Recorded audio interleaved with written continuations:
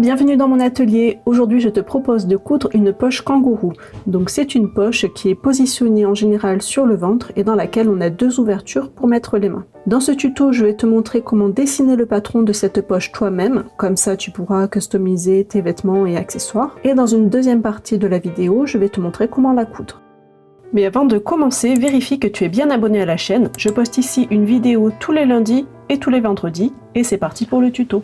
On va commencer par tracer le patron de la poche sur une feuille. Pour qu'elle soit à la bonne taille, je vais utiliser mes mains et tracer le patron tout autour. Si tu veux faire une poche pour un enfant, le mieux c'est d'utiliser ses mains à lui, comme ça la poche ira parfaitement. Donc ici, je vais dessiner le contour de la poche en arrondissant un petit peu le bas. Donc je vais dessiner la moitié de la poche et ensuite on pliera la feuille en deux pour que ce soit symétrique. Pour le haut de la poche, je vais faire une ligne droite. Voilà. Et ensuite, je dessine l'ouverture. Donc, c'est une ligne qui sera en biais, qui doit faire entre 10 et 15 cm pour un adulte. Moi, je vais prendre 13 cm. Pour un enfant, il faudra faire une ouverture entre 8 et 10 cm. Donc, si on fait plus petit, la main aura du mal à passer. Donc, il vaut mieux que ça soit un peu plus grand que trop petit, sinon vraiment, on ne pourra pas mettre la main dedans. Je plie en deux pour faire la symétrie. Et je vais repasser mon trait avec une règle courbe pour un tracé plus net, mais tu peux aussi le faire à la main. Tu peux aussi faire quelque chose de plus carré si tu préfères, ça change de style, là vraiment tu fais la forme que tu veux. Je découpe mon patron. Et voilà à quoi ressemblera la poche. Donc j'essaye à nouveau avec mes mains à l'intérieur pour voir si c'est bon. Il faut vraiment qu'il y ait une marge comme ça tout autour de 2 cm environ. Donc c'est pour prendre en compte le volume de la main. Et c'est à ce moment-là aussi qu'il faut essayer le patron sur le vêtement pour être sûr que ce n'est pas trop grand.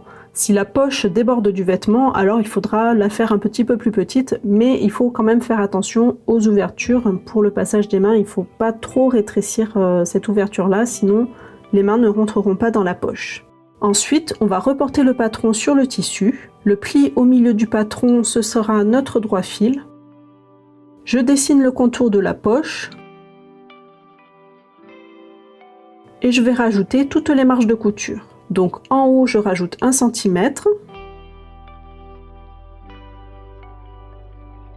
Je rajoute aussi 1 cm en bas. Comme c'est une partie arrondie, je vais mesurer 1 cm à plusieurs endroits. Et je relie ensuite tous les points à la main. Ensuite, pour les ouvertures, il y a plusieurs possibilités. Soit on ne rajoute pas de marge de couture et on va coudre un biais à cheval directement sur cette ligne. Donc ça peut faire joli aussi, surtout si on utilise un biais contrastant. Ou alors on peut faire un rempli un petit peu plus large pour que les ouvertures aient un peu plus de maintien. Donc c'est ce que je vais faire pour cet exemple. Je vais rajouter 2 cm de marge au niveau des ouvertures. Donc j'utilise mon patron pour que mes remplis aient la bonne forme. J'aligne l'ouverture de la poche du patron sur celle dessinée sur le tissu. Je trace le haut et le bas. Je fais pareil de l'autre côté. Et je viens tracer ma marge à 2 cm de la ligne en biais. Je prolonge mes autres traits. Pour le haut, on pourrait laisser comme ça, mais je prolonge aussi pour que ce soit plus facile à découper.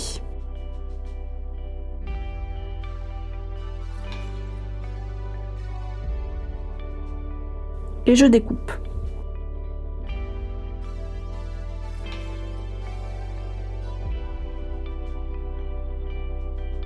Je surfile les bords des ouvertures. J'utilise ma surjeteuse, mais tu peux aussi faire un zigzag à la machine à coudre au bord du tissu. Je replie la marge de mes ouvertures sur l'envers. Je repasse pour bien marquer le pli. Et je fais pareil de l'autre côté. Et je vais coudre à 1,5 cm du bord pour bien maintenir le rempli. Donc moi j'utilise un point droit, mais tu peux prendre un point décoratif aussi si tu veux. Voilà. Ensuite je surfile les autres bords.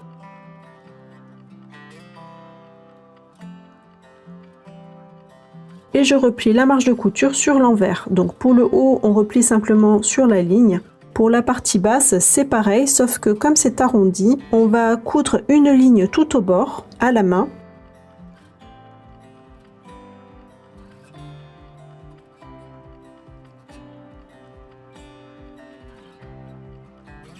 Et on va légèrement tirer sur le fil de manière à pouvoir faire un joli ourlet pour que le tissu se replie bien correctement sur la ligne de pli et qu'il prenne bien, qu'il suive bien les formes de la poche. Je repasse le pli pour bien le marquer.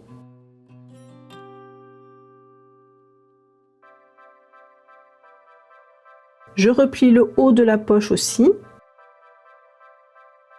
Et je vais venir épingler ma poche sur le vêtement. J'épingle le haut et le bas. Et je vais fixer tout ça avec un point droit à 2 mm du bord.